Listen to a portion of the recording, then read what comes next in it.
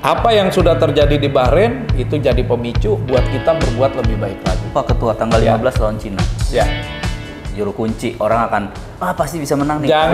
Jangan sekali-kali berpikiran melawan Cina ini mudah dan kita akan menang. Apalagi main di kandang mereka, ya.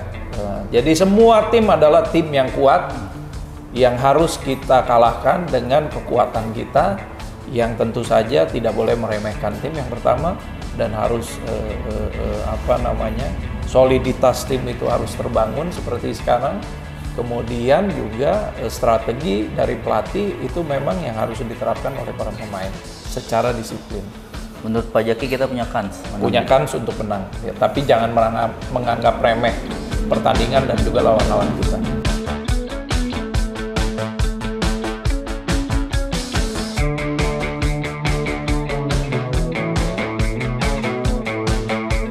Assalamualaikum warahmatullahi wabarakatuh. Halo Tribuners dan Sobat WK dimanapun berada.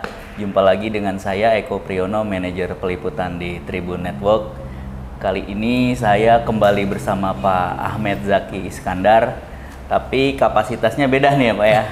Beliau sebagai manajer Timnas Sepak Bola Indonesia U17 yang akan berlaga di Pra Piala Asia U17 2025 akhir bulan ini gitu. Tapi sebelum ke sana Pak, selamat dulu atas keberhasilan Timnas U20. Terima kasih Mas Eko. Nah, bisa diceritain nggak Pak, kemarin lawan Yaman kan nyaris-nyaris tuh Pak.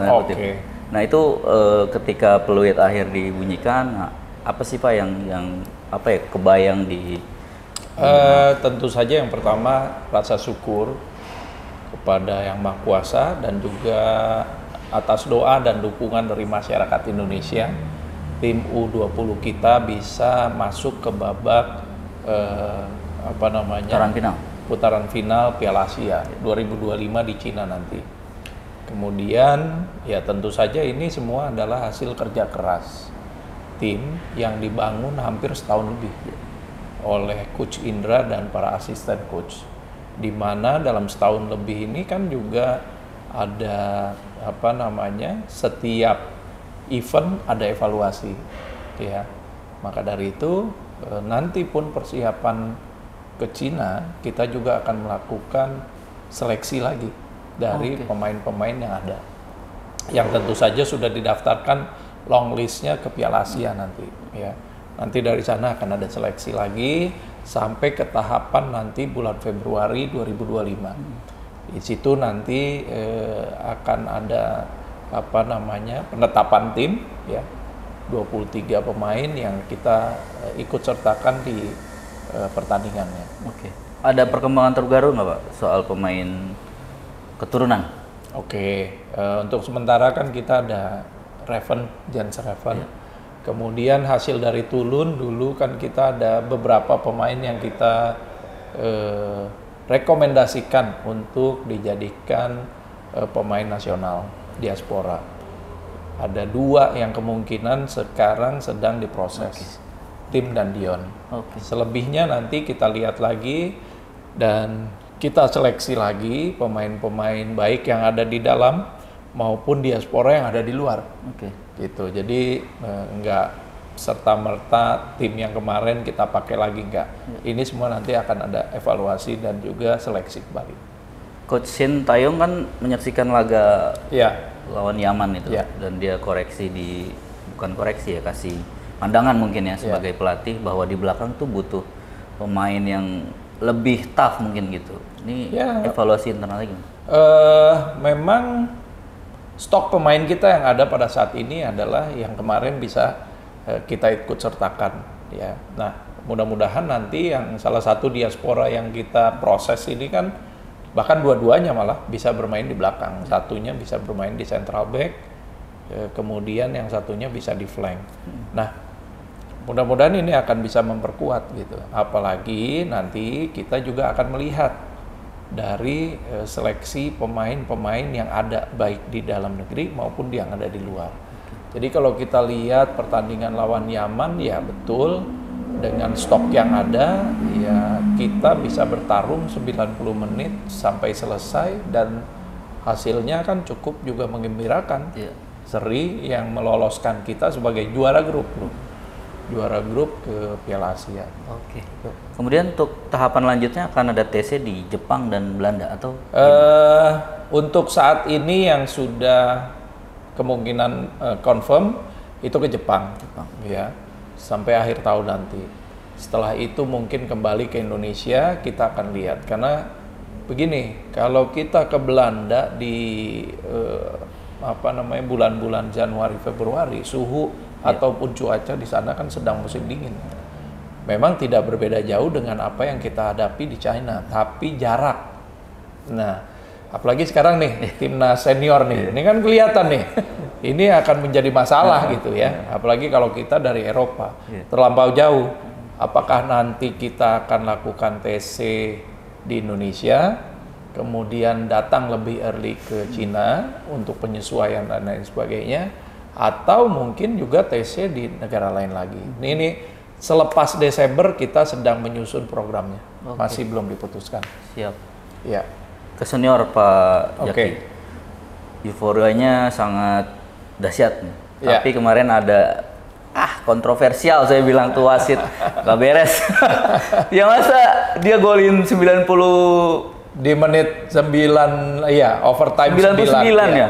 Bukan injury time sampai plus 6 kan. Nah, itu pandangan seorang manajer dan pecinta sepak bola gimana? Inilah sepak bola, Mas. Makanya selama saya bergelut di dunia sepak bola, yaitu tadi ada hal-hal yang di luar kemampuan kita, bahkan di luar ekspektasi kita bisa terjadi, ya. Makanya dibilang bola itu bundar. Dan hal-hal seperti inilah yang bisa macam-macam pengaruh faktornya, bisa dari personilnya, bisa jadi perangkatnya, cuaca, kita tidak pernah tahu. Bahwa di setiap pertandingan sepak bola itu selalu ada filosofi kehidupan di sana, ya, di mana dua tim yang berjuang dan belum tentu juga tadi yang bekerja keras mempersiapkan semuanya bisa menang. Kemudian yang ada kadang-kadang tim dengan persiapan yang mepet, bahkan nggak punya jersey, tiba-tiba bisa masuk ke Piala Dunia. Contoh dulu Kamerun, iya kan. Ada juga yang bermacam-macam sekali jalan cerita di kehidupan kita itu bisa kita temukan di lapangan sepak bola. Ya itu tadi mengenai ketidakadilan, mengenai kegagalan, keberhasilan, sukses dan lain sebagainya. Inilah makanya bola itu sangat unik sekali, ya. Suka tidak suka kita harus menerima hasil kemarin. Ketika peluit panjang sudah ditiupkan.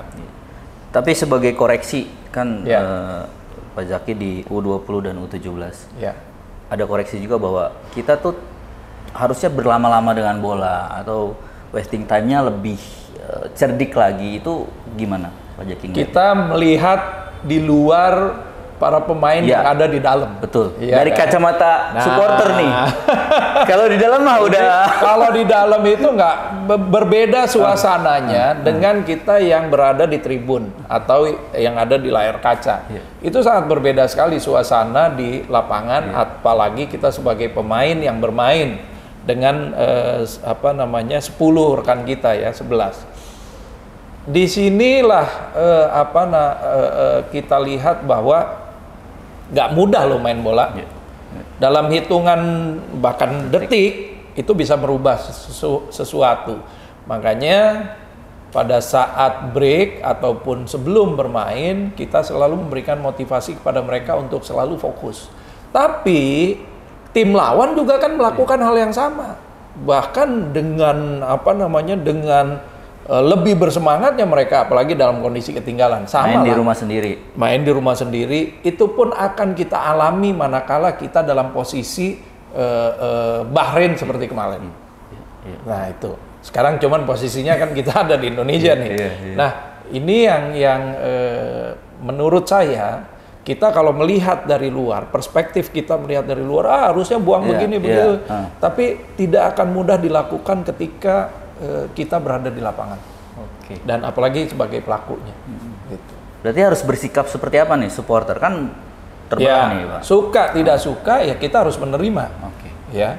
Dan katakanlah ini menjadi pengalaman kita. Yang sudah lewat, sudah terjadi, sudah.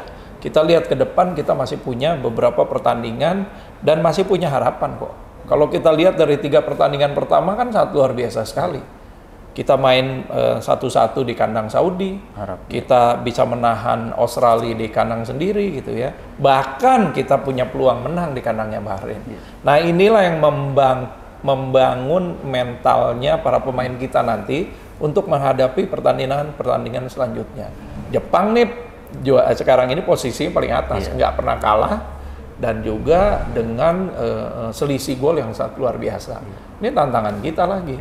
Berikutnya ketika kita kembali nanti menghadapi Bahrain dan Cina di home kita, nah kita kan udah punya kepercayaan diri yang berbeda tuh. Terdekat dulu Pak Ketua, tanggal 15 lawan Cina. Ya. Juru kunci, orang akan pasti bisa menang nih. Jangan sekali-kali berpikiran melawan Cina ini mudah dan kita akan menang. Apalagi main di kandang mereka ya. Jadi semua tim adalah tim yang kuat yang harus kita kalahkan dengan kekuatan kita yang tentu saja tidak boleh meremehkan tim yang pertama dan harus soliditas tim itu harus terbangun seperti sekarang. Kemudian juga strategi dari pelatih itu memang yang harus diterapkan oleh para pemain secara disiplin. Menurut Pak Jaki kita punya kans. Punya kans untuk menang, ya, tapi jangan menganggap remeh pertandingan dan juga lawan-lawan kita. Oke.